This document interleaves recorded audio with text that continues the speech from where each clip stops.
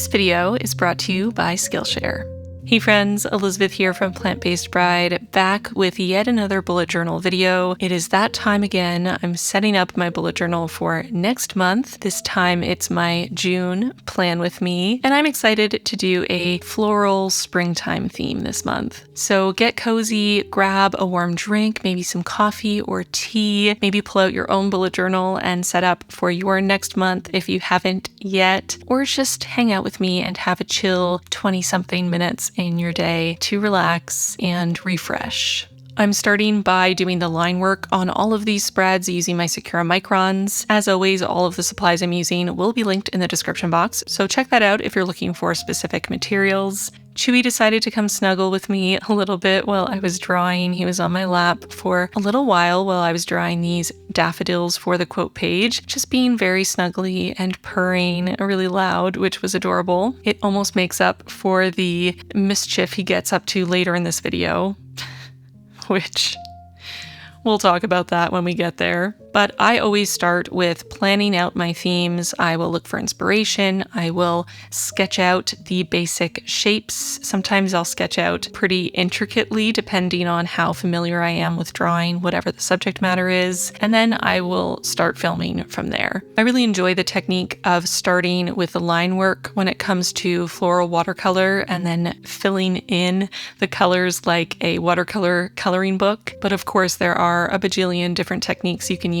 to paint flowers with watercolors depending on your preference. So I'm starting with these daffodils, and generally my technique is to start with pretty basic outlines, just the very basic shapes, and then to go in and add more and more detail, usually with a finer nibbed pen. I find that all the little details go a really long way with adding that realism impact with floral drawings in particular, having little creases in the petals, adding shadows to certain areas, adding a bit of uneven texture with things like dots. All those things can really help take a really basic line drawing that's essentially just the shape of a flower to something that looks a lot more realistic and three-dimensional.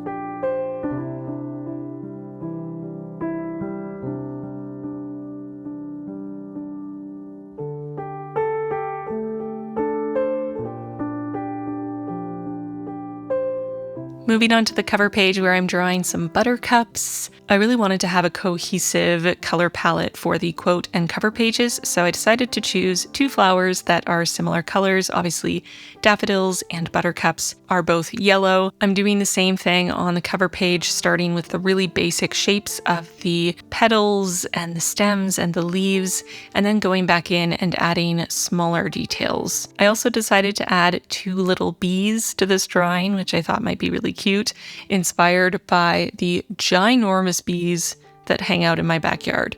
I swear to God, these bees are ginormous. They've been lifting at the gym all winter long. They've popped out completely swole. They're mildly terrifying, but I'm also glad that they are having a good time in our backyard. So there's that.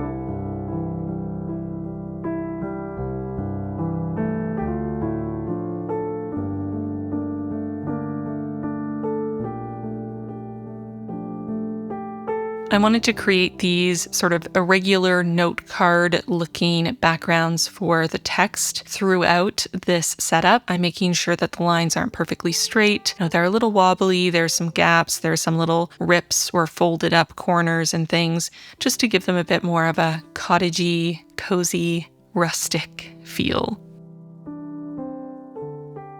Of course, I'm using my alphabet stamps for the lettering on this setup, and the quote I chose for June was "The earth laughs in flowers," which I thought was succinct, really sweet, and perfect for this theme. I do end up adding borders to both of these drawings, along with adding color, of course, but I decided to leave that for later. Moving on to my calendar spread, where I decided to draw some Lily of the Valley.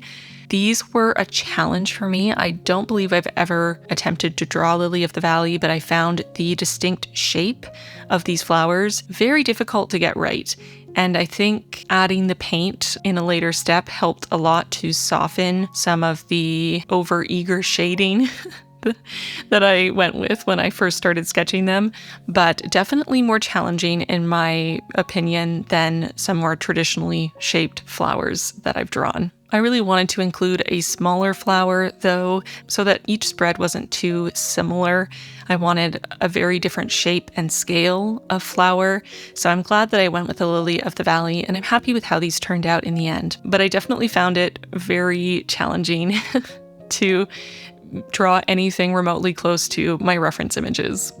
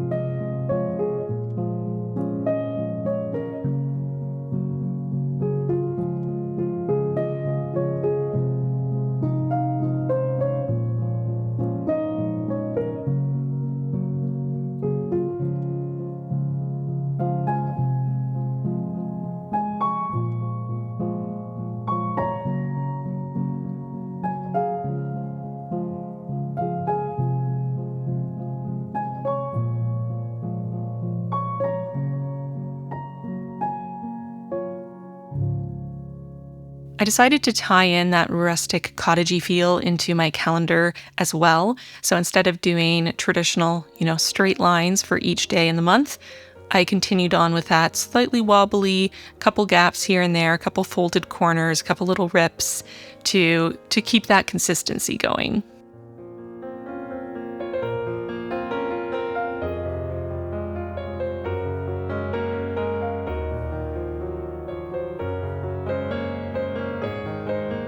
Once I was happy with that, I moved on to the final spreads for the setup, my weekly spreads. And these are sort of a hybrid between my Old Faithful weekly, my rolling weekly spread that I used for literally years, and my newer weekly spread that I've been playing with since the start of this year. So I'm starting by cutting away approximately a third of the page. I counted 10 spaces in from the outside edge, and my bullet journal is a B5 size from Archer and Olive. And I'm alternating between cutting a page with no tab and then a page with a tab. No tab, tab, no tab, tab, no tab, so that I had enough weeklies for the entire month. Like I used to do with my rolling weekly spread, I'm going to be folding the pages without a tab in half so that I can always see my weekly priorities and weekly notes, no matter what day of the month I'm on.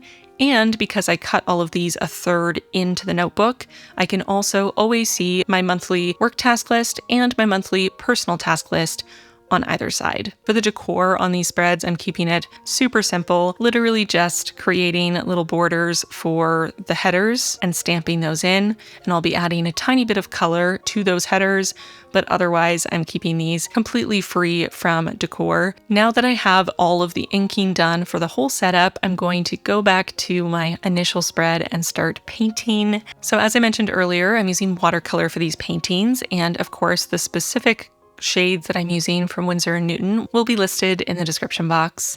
but I'm keeping it pretty simple in terms of color palette. I'm literally just using 4 colors: green, bright yellow, dark yellow, white, and a tiny bit of leftover brown paint from my palette to create a light beige.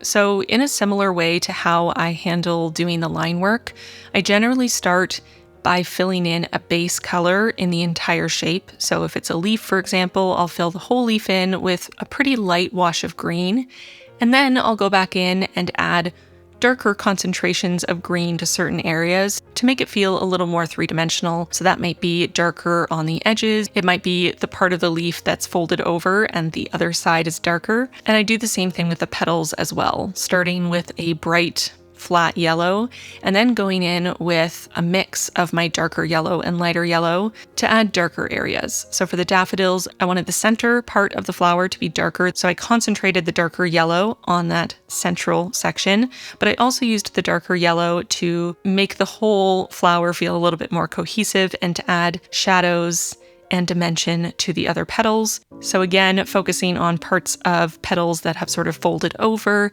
and also on areas that I added extra details with my pen.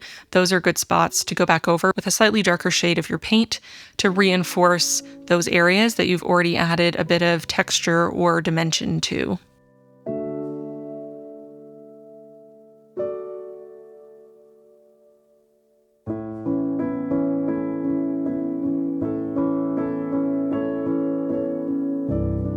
Then I wet my brush and grabbed some dried brown paint from my palette just to paint this little background for the quote. I just wanted it to be a soft sort of beige tone. I'm doing the exact same thing on the cover page, and because I chose daffodils and buttercups here, they're both using the same colors here. They're both yellow, so again, starting with that light bright yellow, pretty flat across the petals, and then going in with the darker yellow to add a lot more dimension and interest.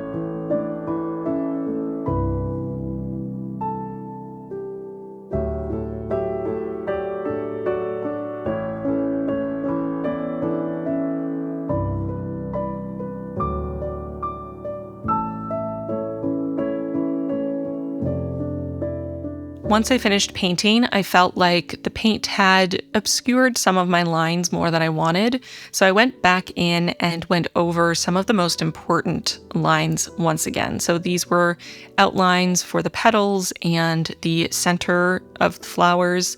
I left all the smaller detail lines as they were, slightly obscured, because I felt like that added to the subtlety of those and helped to make them sort of disappear into the background and appear more as just a little bit of texture or shadow on the petal or the leaf, rather than it being a deliberate pen stroke. At this point, I decided to finish these off by creating the outer border, and while I am using a ruler to make sure that these are straight, I decided to still go with a little bit of an irregular line, a couple little breaks here and there, to not completely divorce from the more rustic, natural feel of these spreads, but still to have a couple straight lines, because I can't help myself, apparently. And at this point, it was pretty late at night, and I decided to take a much-needed break to rest and finish these spreads in the morning. And this is when I learned what Chewy had gotten up to overnight. So I left Chewy sleeping in this room because he was really cozy and adorable on the couch. Usually I don't let my cats in this room overnight, but this was the one time that I thought it was fine. And then I came down in the morning to finish painting, and what did I see but my water jar on its side almost completely empty, and water all over the table, all over the floor, and all over my bullet journal. So what you see here is the rescued version of my bullet journal. The spine was soaked all the way through the entire journal. There was water everywhere. My husband luckily had a great idea to put it in our ensuite bathroom, which is teeny tiny with a dehumidifier, and we left it there for 12 hours. And this is what it looked like after that. As you can see, quite a bit of the paint ran down the page. There's a little bit of water damage on the page there. The page is quite wrinkled, and this was the best that we were able to do, the most we could rescue it. And at first, I was thinking of just repainting some of the areas that have been almost washed completely free of the paint and going over some of the areas with my pen again, just to try to bring back some of that vibrancy. But even after spending a couple hours working on it, I just realized it was never going to look how I wanted it to look. There was so much paint that had bled across the page that I couldn't remove because the paper had already been so completely saturated with water that it really couldn't handle any more water in any capacity. So my solution was to scan the painting as it was and spend several hours in Photoshop trying to fix the things that had been washed away and ruined by the water incident. And then to grab a sheet from my B5 size notepad, glue that in, print out my saved version of my art, and glue that on top. So that's what I did. That's what I'm doing here, as you can see. And it's not perfect, but I think it looks much better than my rescue attempt looked. And I know it would have bothered me to have the paint that was bleeding all around the page, and just how incredibly damaged that specific page was from the water. I just felt a lot better about it. So that was my solution. And for the rest of the spreads, I decided to just leave them. They are a little bit damaged from the water because they did soak up the vast majority of the spilled water. So they are quite wobbly. There's a couple little spots of water damage, especially near the spine, but that's fine. It really doesn't bother me so much. It was really just all of the paint that had been dispersed on the cover page that was really bothering me. So this was my compromise. And now I remember why I never let the cats stay in this room when I'm not in there, because as much as they're well behaved, they are still cats. And if there's anything they can't resist, it's a glass of water that hasn't been knocked over yet. So that was the fun saga of this video, and also what made it take a bajillion years longer than it needed to take to finish, because there was so much to recover from.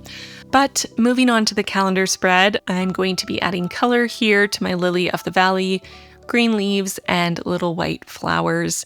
And as I mentioned earlier, I found that going in with a pretty sheer layer of white paint on top of all of the details I drew on these little lily of the valley flowers helped so much, because I feel like I overdid it a little bit. Too many details and they were too dark, and it made them look a little bit more cartoony. And I think having this sort of sheer layer of white on top just softened them enough that they looked a lot more realistic to life, although obviously still not super realistic, but I think it helped.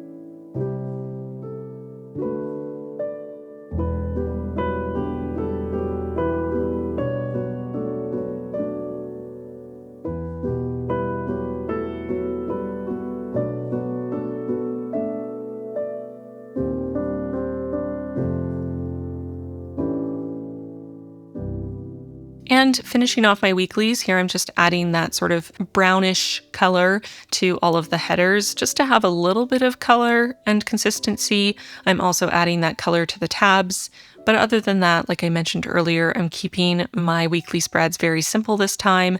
I'm really focused on trying to figure out if this version of sort of smashing these two types of weeklies together is going to work for me on a practical level. So I want to focus on that and have as much space as possible to really use these spreads and see how I like them. And that brings us to the end of this setup. But before I show you the final flip through, I want to talk to you about today's video sponsor, Skillshare. As y'all know, I have been a big fan of Skillshare for years and years. They are my go-to place for learning new creative skills. And lately, I've been really focused on their classes that have to do with creative careers. I know y'all already know Skillshare has an abundance of classes on things like film and animation and illustration and photography, but they also have a wealth of classes about thriving in a creative career, from finding your confidence and silencing your inner critic, to diversifying your income, to figuring out your branding, productivity and time management, and so much more. This time I really wanted to focus on productivity and time management, and I went to one of my favorite YouTube creators for his advice, Thomas Frank, with his class, Productivity for Creatives, Build a System That Brings Out Your Best. This is an awesome class for creative entrepreneurs, whether you're a YouTuber, a small business owner, a freelance artist, and whether you're a beginner or a little more advanced on your journey. Y'all know I've been a full-time YouTuber for several years now, but I'm always looking for better ways to organize my work life, to find the most efficient way to do the bajillion tasks I have to do every single week. So I was really looking forward to this class, and he has so much wisdom to share here. Everything from developing a professional mindset to organizing and designing your physical and digital workspaces to best support your creative process, utilizing templates like his Notion template, which I am obsessed with, and even things like templates for your file folders, which is something I never thought to do and will be implementing immediately. There is so much to take away from this class. I have taken copious notes, and I'm probably going to go through and watch one more time to make sure I didn't miss anything. But the first thing I did while I was still watching the class was to pop into Canva and build this really basic office plan to better organize my physical workspace to suit my working style. Things like a standing desk with a walking pad so that I can switch from sitting to standing to walking depending on what I need to keep me focused, to organization that is within easy reach but more hidden away so that I'm not distracted by a bunch of random things out on my desk, pulling my attention away from what I have to be doing. Whether you're already in a creative career or you're just dreaming about that potential future, Skillshare has you covered with so many classes to help support you through the process. The first 1,000 people to use the link in my description box will get a 1-month free trial of Skillshare. Thank you so much to Skillshare for sponsoring this video, and now, without further ado, let's look at that flip through. I am really happy that the cover page doesn't obviously look like a scan. I'm really happy with how that turned out, my little fix. I also really like the calendar. It's much more simple and calming because of the white and green and black color palette. And then flipping over to my weekly spreads, which are obviously super simple. But like I said, I'm excited to try out this modified version of my weekly and see how I like it. And I'll definitely let you know in a future video how it worked out for me. But with that, we've come to the end of this video. I hope you enjoyed it. If you did, give it a like and subscribe if you haven't already. Don't forget that my patrons get printables of these themes every single month. So the page that I printed of my cover page painting that I used to fix everything is the exact printable that my patrons have access to that they can use in their own bullet journal if they so wish, along with the other paintings from the spread if they're in one of the top 2 tiers. So definitely check out my Patreon if that's of interest to you. Thank you, of course, as always, to my patrons. I appreciate you all so, so much. If you made it all the way to the end, leave a flower emoji in the comments. Thank you for being a real one. And if you want to make me feel better about this whole debacle, feel free to share an experience you've had with an animal companion, destroying all of your hopes and dreams in the comments down below, so I can feel a little bit better about how this week went. And with that, I'm gonna get going. Thanks so much for watching this video, and I'll see you really soon in my next one. Bye, friends.